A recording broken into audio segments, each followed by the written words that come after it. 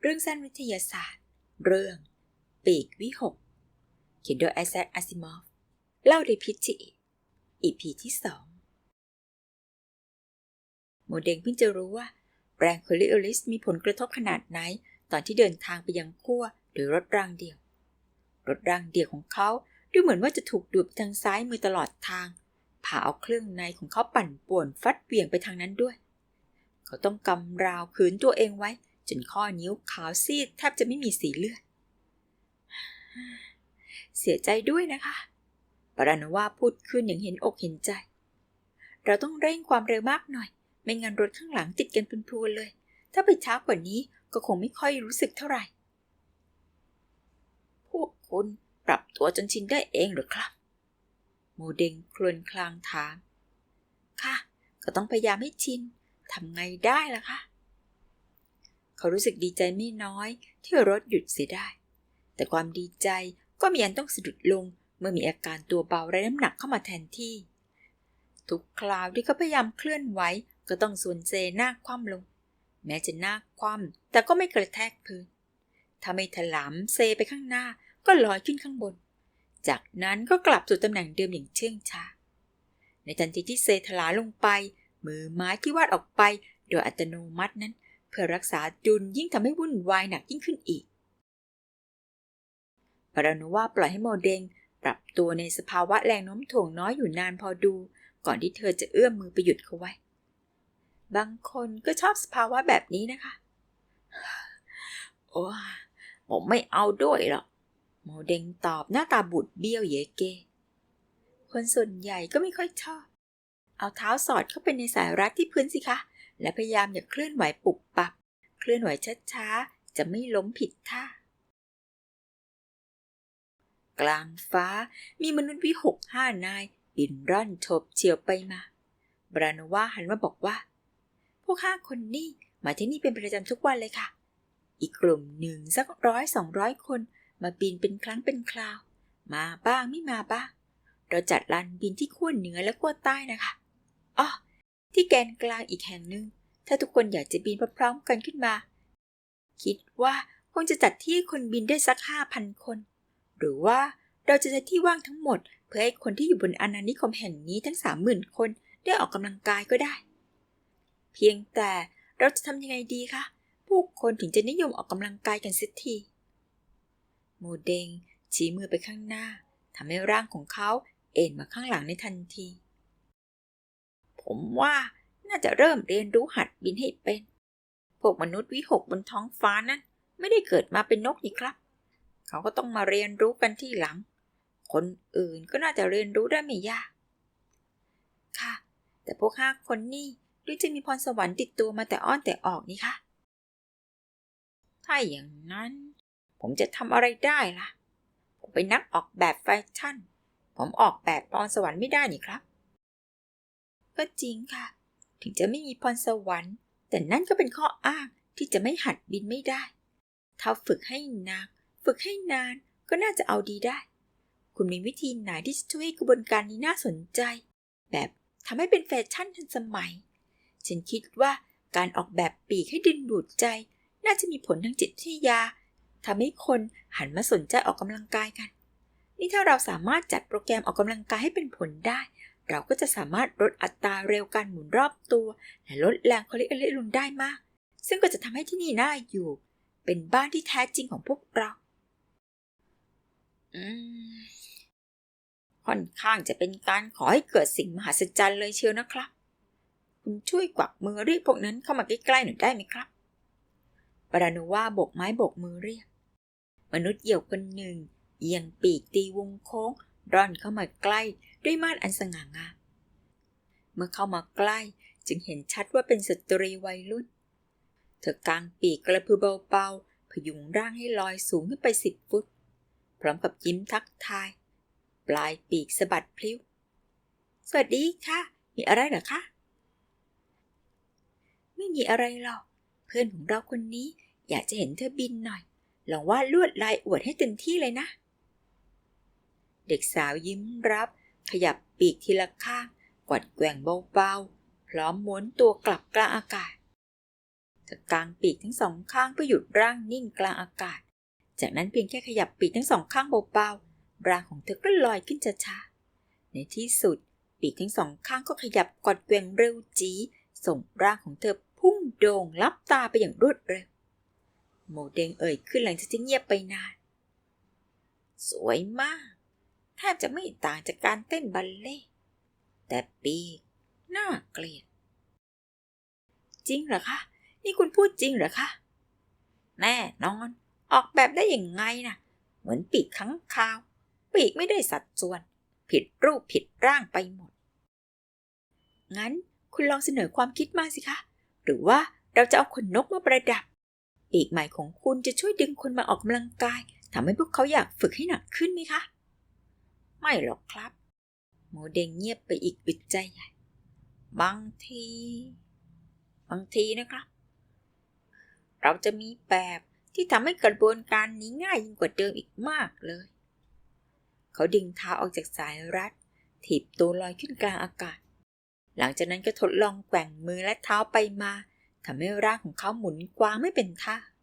เขาพยายามเหยียดเท้ากลับมาหาสายรัดบาลาโนวายื่นมือไปดึงเขากลับลงมาโมเดงพูดขึ้นด้วยน้ำเสียงที่เปี่ยมด้วยความเชื่อมั่นว่าผมจะออกแบบอะไรสักอย่างถ้ามีคนช่วยประดิษฐ์ตามแบบที่ผมเขียนผมจะทดลองทำการบินคุณก็เห็นแล้วว่าผมไม่เคยบินมาก่อนคุณคงเห็นอาการกระหืดกระหอบเมื่อกู้ของผมแล้วถ้าผมใช้สิ่งประดิษฐ์ที่ผมออกแบบมาแล้วผมบินได้ก็หมายความว่าทุกคนต้องบินได้อย่างไม่ต้องสงสัยฉันเองก็คิดอย่างนั้นเหมือนกันค่ะคุณโมเดงน้ำเสียงของบาราโนวากึ่งมีความหวัง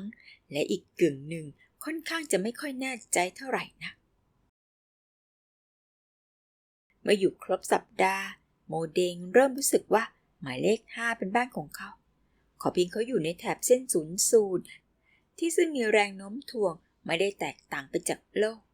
แรงโคริโอลิสก็ไม่มีผลรบกวนเขาแต่อย่างใดสภาพแวดล้อมที่เขามองเห็นช่วยให้เขาเผลอคิดไปว่าเขาอยู่บนโลกด้วยซ้ำในการทดลองขนแรกโมเดงบอกแก่บาราโนวาผมไม่ต้องการให้ใครเห็นเพราะสิ่งที่ผมออกแบบวันนี้อาจจะยากต่อการใช้มากกว่าที่ผมคาดเอาไว้และผมไม่ต้องการให้ผู้คนเกิดภาพพจน์ที่ไม่ดีตั้งแต่เริ่มต้นแต่ผมก็ต้องการให้เจ้าหน้าที่ของหมายเลข5มาร่วมชมด้วยนะเผื่อว่าผมบินได้สำเร็จบาราโนวาเห็นพ้องด้วยฉันคิดว่าเริ่มครั้งแรกน่าจะทดลองเป็นการส่วนตัวก็ดีเหมือนกันค่ะความล้มเหลวครั้งแรกไม่ว่าจะมีข้อแก้ตัวอย่างไรแต่ถ้าประสบความสำเร็จก็น่าประทับใจเอามากๆไม่ใช่หรือครับคุณคิดว่ามีโอกาสสำเร็จได้กี่มากน้อยคะเอาแบบพูดกันตรงๆเลยนะคะมีโอกาสค่อนข้างมากเชื่อผมเถอะคุณบาราโนวา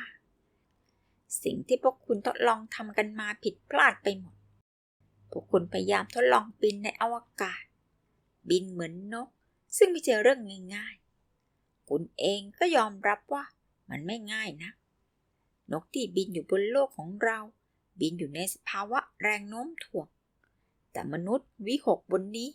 บินโดยปราศจากแรงโน้มถ่วงดังนั้น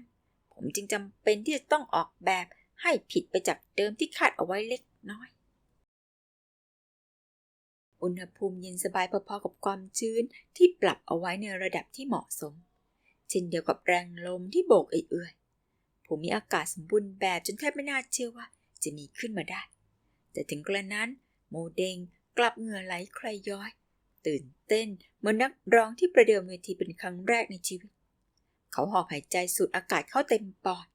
แม้ว่าอากาศบริเวณไร้แรงโน้มถ่วงจะเบาบางกว่าแถบเส้นศูนย์สูตรไม่มากนักแต่ก็ดูเหมือนจะไม่เพียงพอที่จะเข้าไปหล่อเลี้ยงหัวใจที่กำลังเต้นโคลมคลามอยู่ในอกอากาศบนฟ้าไม่มีมนุษย์วิหกบินร่อนเหมือนเช่นทุกวันผู้ชมที่มาเป็นสักขีพยานมีไม่กี่คนผู้อำนวยการหัวหน้าแผนกสาธารณสุขหัวหน้าแผนกความปลอดภัย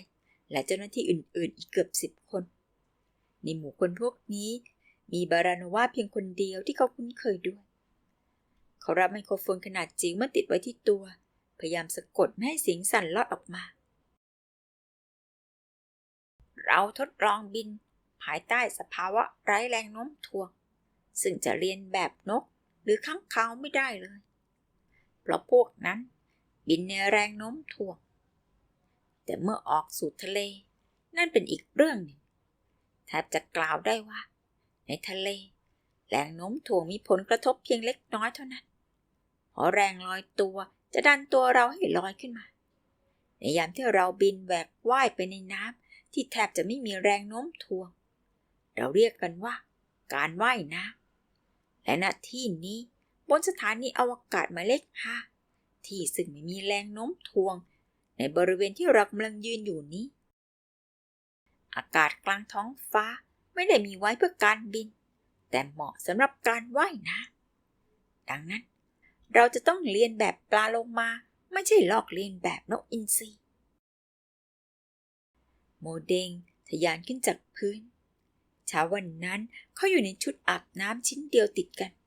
ไม่คับรัดรูปหรือหลวมโพลกร่างของเขาหมุนติ้วกลางอากาศเพียงแค่ยืดมือข้างหนึ่งออกไปกระตุ้นให้กลไกใต้ชุดอาบน้ำดันเอากระโดงมนเพลียวลมโผล่ออกมากลางหลังและคลีบใต้ท้องโผล่ออกมาติดอยู่บริเวณหน้าท้องร่างของเขาก็หมุนคว้างกลับสู่สมดุลถ้าไม่มีแรงโน้มถ่วงมาเกี่ยวข้องแค่คลีบและกระโดงเพียง2 อย่างนี้ก็เพียงพอที่จะรักษาสมดุลคุณจะบิดตัวหมุนไปทิศทางใดก็ได้ยังสามารถบังคับควบคุมการเคลื่อนไหวได้ผมอาจจะว่ายอากาศได้ยังไม่ดีนักนะครับแต่ฝึกได้ไม่ยากเขายืดมืออีกข้างเหยียดไปข้างหน้าเท้าทั้ง2 ข้างมีตีนเป็ดแผ่นบางสวมอยู่มือ2 ข้างผลัดกันแหวกว่ายอากาศเท้าทั้ง2สะบัดพลิ้วที่ข้อศอกทั้ง2มีคลีบยื่นออกมาการเคลื่อนไหวทั้งมือและเท้าจะให้พลังขับเคลื่อนไปข้างหน้าคุณไม่จำเป็นต้องกระพือปีกอีกต่อไปแล้วการแหวกว่ายเชื่องช้านุ่มนวลชดเชยการออกกำลังกายทั่วร่างกายได้แต่ถ้าว่าคุณจำต้องบิดคอเอี้ยวกายในยามที่ต้องการเปลี่ยนทิศทางคุณจำเป็นต้องเปลี่ยนมุมของมือและเท้าการว่ายอากาศเช่นนี้ใช้กล้ามเนื้อทั่วร่างนุ่มนวลต่อเนื่องซึ่งผมคิดว่าเป็นการออกกำลังกายที่แม้แต่คนเกลียดค้านอย่างยิ่งก็ไม่อาจปฏิเสธได้ข้อดีที่สุดก็คือสามารถออกกำลังกายได้นานนับชั่วโมงโดยไม่รู้สึกเหนื่อยเลยแม้แต่น้อยในขณะที่เขาบรรยายมือทั้ง2 ข้างของเขาก็แหวกว่ายเร็วขึ้นเท้าทั้ง2พลิ้วทีเร็วขึ้นร่างของเขาลอยสูงขึ้นทุกขณะและยังพุ่งไปข้างหน้าอย่างรวดเร็วแรงลมที่พุ่งเป่าใบหน้าจนชาทำให้เขาตระหนกวูบขึ้นมากลัวจะไม่มีทางที่จะหยุดล่อนกลับลงพื้นได้เขาบิดข้อศอกและกางขาสะบัดข้อเท้าเปลี่ยนทิศเองโดยไม่ได้คิดทันใดร่างของเขาก็ล่อนวาบตีวงโค้งร่อนกลับไปยังจุดเริ่มต้นอย่างสวยงามเสียงหัวใจที่เต้นโครมคลามเลื่อนลั่นอยู่ในอกไม่อาจกลบเสียงปรบมือจากผู้ชมรอบข้างได้บาราโนวาพูดขึ้นด้วยเสียงที่เปี่ยมด้วยความนับถืออย่างจริงใจคุณคิดเรื่องนี้ขึ้นมาได้ยังไงคะในเมื่อช่างเทคนิคของเราไม่ได้มองเห็นเรื่องนี้กันเสียเลยก็เป็นธรรมดากระมังครับช่างเทคนิคเริ่มต้นด้วยความคิดที่จะประดิษฐ์ปีกเหมือนการเรียนแบบปีกเครื่องบินจากตัวอย่างของนกซึ่งประสบความสำเร็จได้อย่างดีเยี่ยมพวกเขาต้องการที่จะออกแบบปีกให้มีประสิทธิภาพที่สุดเท่าที่จะเป็นไปได้ซึ่งนั่นก็เป็นงานของช่างเทคนิคแต่งานของนักออกแบบเป็นงานที่ต้องมองให้ลึกเข้าไปผลิตผลงานที่เป็นผลงานศิลปะออกมาผมมองเห็นปีกที่น่าเกลียดและปีกก็ไม่มีทางใช้ได้บนหมายเลข 5เลยต้องหาสิ่งที่เหมาะสมที่สุดมาใช้งานแทนเราจะเริ่มทำการผลิตชุดปาโลมาและรณรงค์ให้ผู้คนมาว่ายอากาศกันค่ะฉันคิดว่าจะไม่มีใครปฏิเสธอีกแล้วจากนั้นเราจะค่อยลดอัตราเร็วการหมุนรอบตัวของหมายเลข 5บาราโนวาพูดต่อด้วยความดีใจ ผมคิดว่าคุณอาจจะหยุดการหมุนรอบตัวเสียเลยก็น่าจะได้ผมสงสัยว่าทุกคนคงอยากจะแหวกว่ายอากาศแทนการเดินโมเดงหัวเราะก้อง พวกเขาอาจจะไม่ต้องการเดินอีกแล้วก็ได้ถ้าเป็นผมไม่เดินให้เมื่อยหรอกครับคณะกรรมการสั่งจ่ายเช็คให้โมเดงจำนวนเงินคงมากพอจนเขาอดอมยิ้มพึมพำกับตนเองไม่ได้ฮะปีกวิหกถ้าอยากบินได้ก็ต้องไปเกิดใหม่เป็นนกแล้วล่ะ